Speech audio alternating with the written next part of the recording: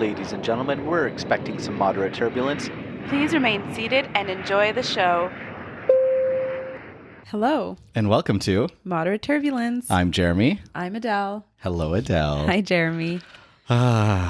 Big sighs. So we did record this episode last week, but when I went to edit everything, the audio was all corrupt and it didn't sync well with the video, and it wasn't. We couldn't release that. It wasn't to the quality that we enjoy. So we're re-recording this week. It's going to be, again, the same material that we had for you last week. And then next week, of course, we'll try and get you some new material. Yeah, it might be late again next week, though, because we realized that we have about a week that we're not seeing each other. We're just kind of like Opposite ships schedules, passing yeah. in the night. Yeah. I land and you've already gone to work, and then vice versa. Mm-hmm. So we're, with with this episode not being out, we kind of... it's not, we didn't want to do it on purpose, but yeah, it's going to have to be like another 2 weeks probably before we release an episode. So sorry about that. We don't mean to do that. We really had plans to really only miss one episode when I was on vacation and then just get on with the regular schedule. But, life happens, and Yep.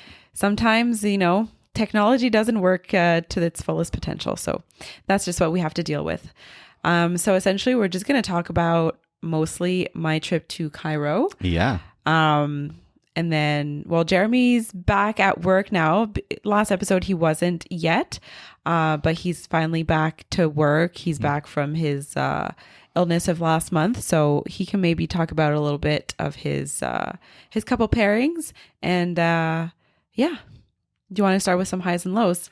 Well, sure. I'll go really quickly. My low for the last week was not getting the episode out. And I tried to edit the audio as much as possible, but it just wasn't happening. So that's my low. My high would be coming back to work, getting to work with some of your participants that you trained. And of course, a friend of the podcast, Alberto, I was fortunate enough to work with him again to Montreal. And then we're working again together tomorrow. So that'll be fun. Yeah, that's fun. It's nice to be back at work. You were a little bit nervous because it had been It'd been a full month, yeah. Yeah, or over a month, yeah. Which is always like a little nerve-wracking. You're like, oh, what changed? What service is different? And so on. And then you get back into it, and then you're happy to be there. Mm-hmm. And I had a pairing, another 4-dayer, but I got to go to a new place. So I got to go to Dallas, Texas. I've had a couple layovers in Houston. I think I've mentioned it, but really only really short amount of time, and really just at the airport or very close to the airport. Mm-hmm. So needless to say, I didn't do any exploring or have the time to. But in Dallas, I did a little bit of exploring and was able to kind of see a little bit of downtown and experience that. So that was fun. So that was a cool experience. And yeah, a new like state, new city unlocked. That was fun. And new Starbucks mugs. Yeah, I just got the Texas mug though this time because, to be honest, I didn't really like the Dallas mug. It kind of looked weird, but the Texas one was nice. So TBD on if I ever get the Dallas mug. Excellent. All right, so let's get right into the meat of the episode. So you went on a lovely trip to Cairo, Egypt. So tell us about that experience. Yeah, so I took my mom to Egypt at the beginning of the month. We were there for a week and just had the most amazing time. Egypt is such a beautiful country. Of course, it's so rich in cultural and history. You can't even imagine. Of course, we know a lot about it, but we really don't, because when you go there and you have a tour guide who is an archaeologist and has just studied that Egyptian culture and all of that she's doing her doctorate now. So a lot of years, you just learn so much more, which is really just great. But I also wish I could have just retained everything she told me and my mom, because it was just so much information. But yeah, it was a great experience. My mom loved it. She enjoyed just learning about everything. We saw the pyramids, of course. We went to Alexandria for a day.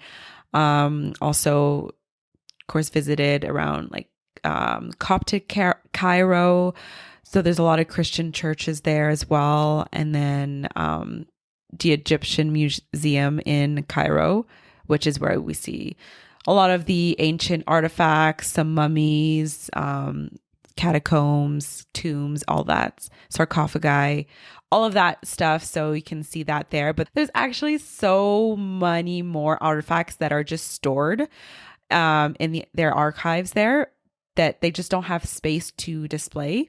So that's why they're actually building a new museum. It's been in construction for the past 10 years, but it's supposed to be opening, full on opening in November of this year.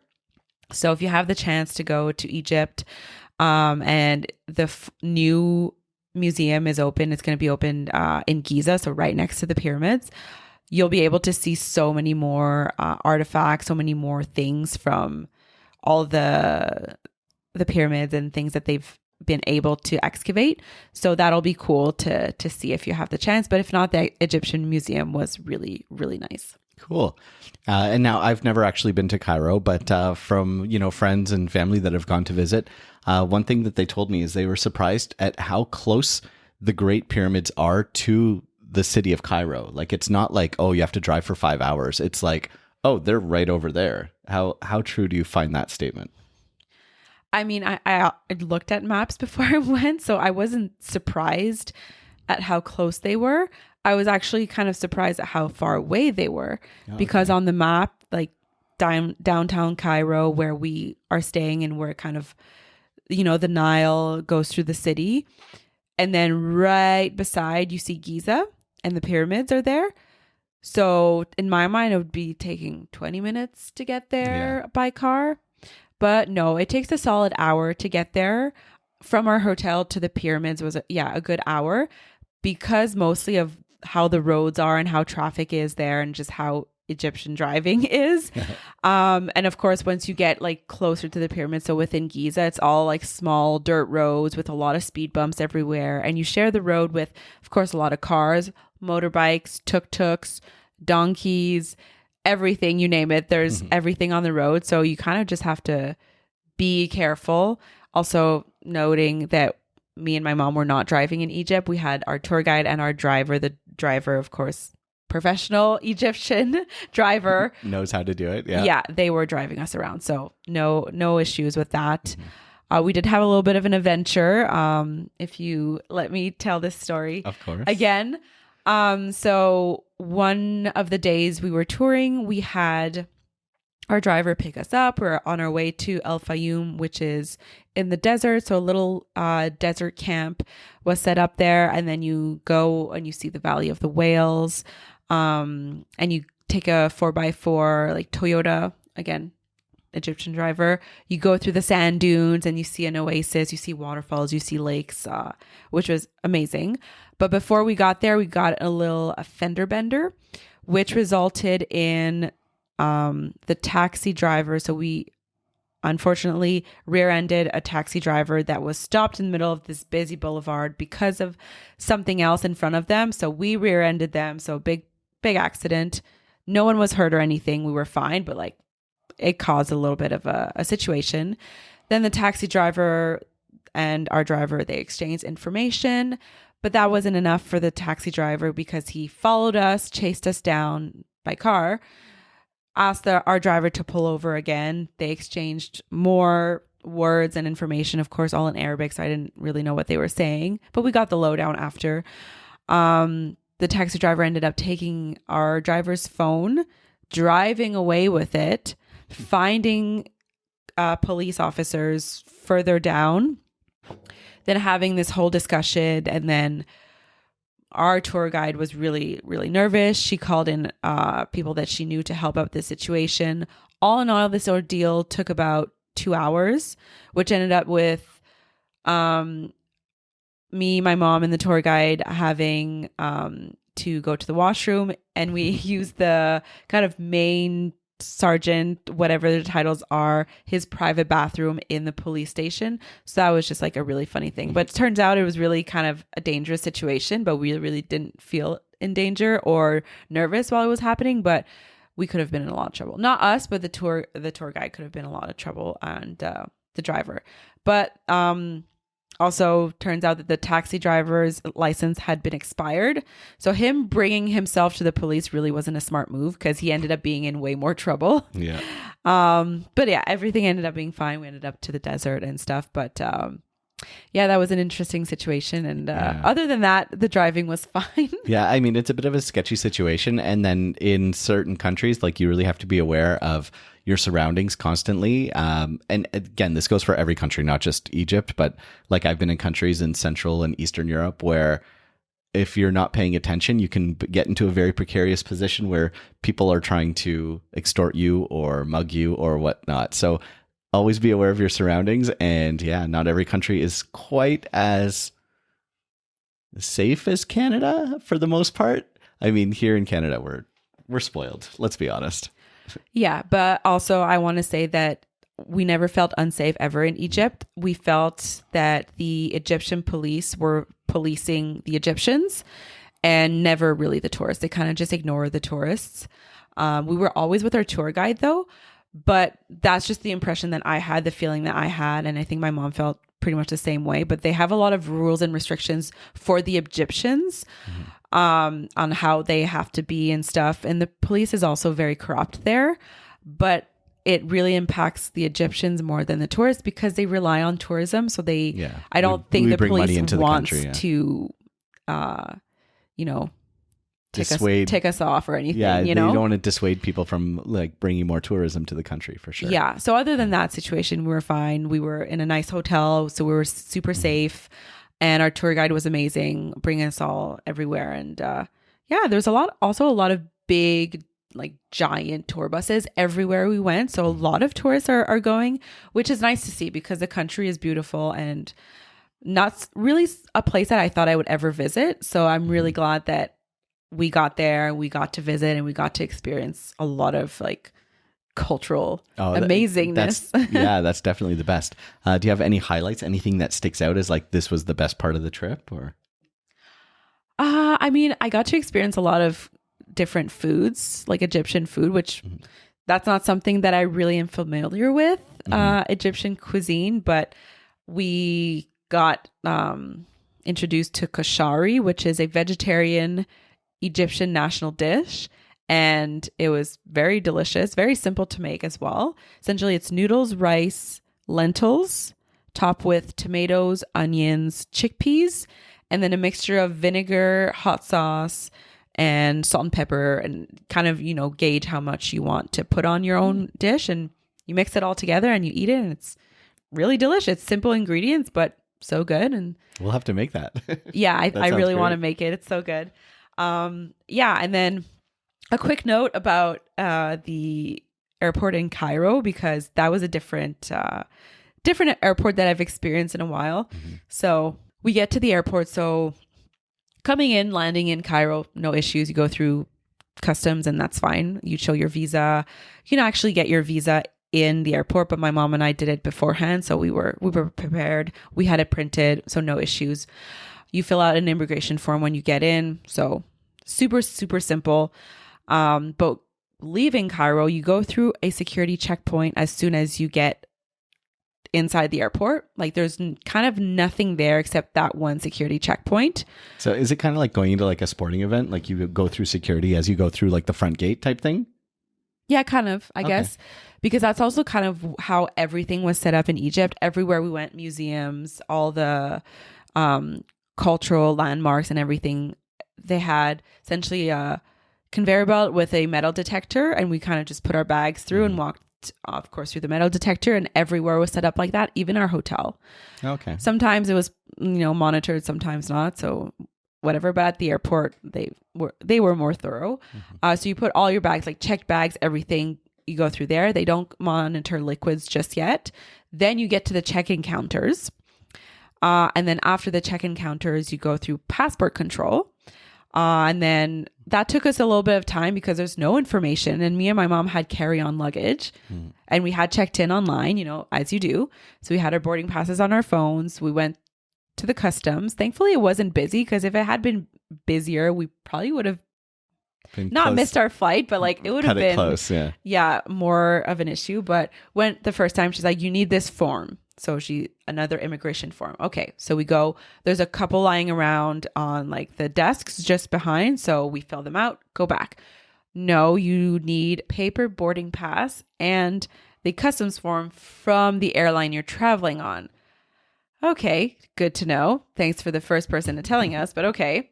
So we have to go then to line up at check-in counter, and then they just print our boarding passes and give us customs form. And then with that, we were able to go through passport control, which then gives out to duty-free. Huge duty-free area. You feel as if you're past security and everything, and you're just going to your gate.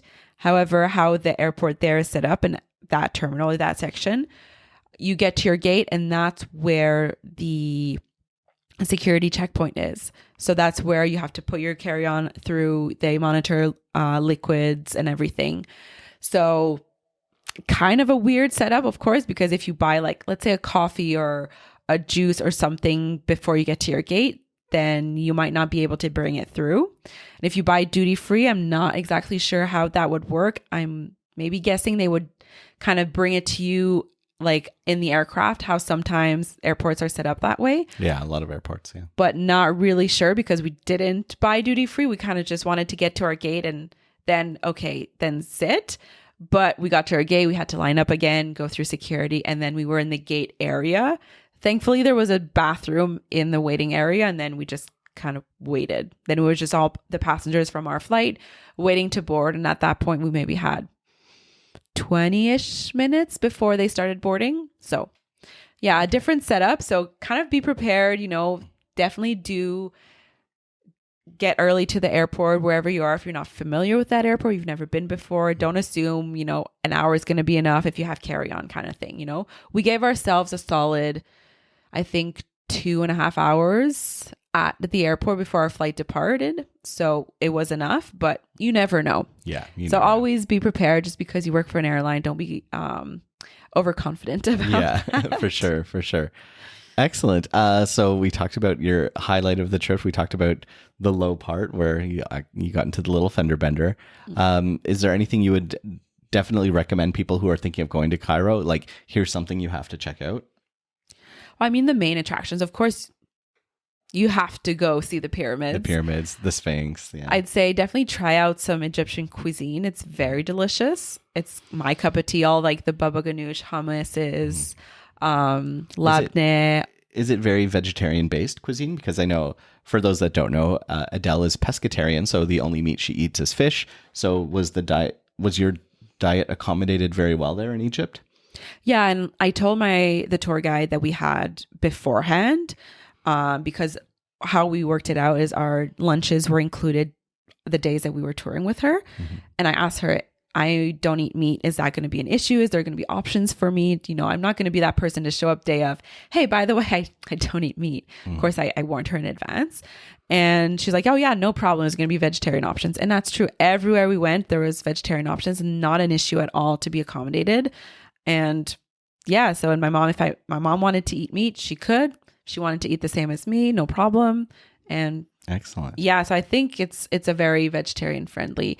Vegan, I don't know how easy it would be because I'm not vegan, so I didn't try to be. But vegetarian, definitely perfectly okay. Excellent. And I mean, of course, you and I have been talking like nonstop since your trip. And one thing that you really highlighted to me was just the culture of the Egyptian people are very, very, it's a very warm culture. They're very accommodating. They're very hospitable. And you made some friends there, the tour guide and her husband, and actually had them over for dinner for the one of the last nights. And would you recommend this tour guide to others? 100%. She's lovely. It was just me and my mom with her. So if we wanted to, if I wanted to stop at a Starbucks to see if they had a mug, no problem. They found a Starbucks for me. If we wanted to spend a little bit more time at the carpet school where they make carpets and then visit the gallery to possibly buy stuff, no problem. We stopped there. Our tour guide would just kind of go to the side and just wait for us. And it was just really flexible and very nice. And In the mornings too, she would ask us, is a 7 a.m. pickup okay? Would you rather 7:30? Like depending on like the schedule. Not a huge flexibility for that, but a little bit. So the first night, because we were jet lagged, we opted for like a 9 or 9:30 a.m. pickup the next day, smart, just to be able to sleep in a little bit longer. And I think that saved us a little bit because it was our first full day in Egypt, and that was nice. And yeah, she's lovely. She knows her stuff like amazingly well. And it was just really, really nice. The Egyptian people were so friendly, so welcoming, so generous. And I recommend everyone to just go to Egypt. Whatever you want to kind of explore and do, it just depends on your kind of traveling and what you like to do on vacation or whatever. There's so much to do in Egypt. Like you can go to Alexandria on the Mediterranean, or you can go to the Red Sea and kind of have a more like a beach relaxing vacation. Or of course you can do all the culture things. You can go to Luxor, see the big temples as well. There's so much more to see in Luxor as well. So I kind of want to go back. Well, I definitely want to go back to Egypt at some point to just see. Maybe? With me? And just see everything that we couldn't see because a week, not enough. Definitely not enough. We did so much, but there's so much more. Yeah. And last but not least, the flights. How are your flights getting to and from Cairo? Because, of course, we're here in Calgary and your mother's in Montreal. So how did that all work out? So of course, I'm using my travel passes, or my travel privileges with work. So I booked one round trip from Calgary to Montreal for me, all by myself. And then with my mom, I booked a different ticket to go to Cairo. Thankfully, Montreal, Cairo is a direct flight. So for my mom, super easy, no issues with that. Long flight, honestly, didn't look at the flight time when we were looking into the destination. In my mind, I was like, oh, it's going to be like an 8-hour flight. No, it's 10 and a half hours going, 11-ish coming back. Yeah. But so worth it. I would do it again. It's just such a beautiful place, and definitely needs to be explored. I feel more of Africa in general, north, south, middle, everything. I would love to explore more of Africa just because it's somewhere that I feel a lot of people don't go to, and I feel a lot of people are scared to go to. Yeah. So I think it needs to be explored more. I feel like we need more direct flights all through Africa so we can get there more easily. If not, connections through Europe is also doable. And it's sort of fun on one of my flights just over the last week. I always like to chat with my crew and find out, ask them a little bit about themselves. And one of my fellow crew members, I said, "Oh, where are you from?" And he said, "Oh, I'm from Côte d'Ivoire." And I was like, "Oh, cool. My mom used to live there." And he kind of gave me like a, "Wait, what? Really?" And I said, "Yeah, my mother, when she was 18 years old, she moved to Côte d'Ivoire, Ivory Coast, and she lived there for about 18 months. She was teaching French, and so yeah, it's just sort of like a little, like, wait, what? Your mom used to live where I'm from?" And so yeah, we had a fun little chat about that. So yeah, you never know. I'd love to go visit all parts of Africa. Yeah. Yeah, of course. Aware that there's some parts that aren't as safe or accessible, but I feel we'll get there. Yep. Agreed. All right. So we're going to wrap this quick episode up a little bit. We'll have this online Wednesday night, Thursday morning at the latest. And if you are out there and you are flying, remember to be nice to your flight attendants. They might have to save your butt one day. Goodbye. Bye, everybody. Thank you. Thanks for listening. Don't forget to rate and review wherever you listen to podcasts. We have new episodes every Wednesday. Don't forget to follow us on social media at Moderate Turbulence on Instagram, at Mod Turbulence on Twitter, and follow us individually on Instagram at HuffyJ and at Adeles. Thank you.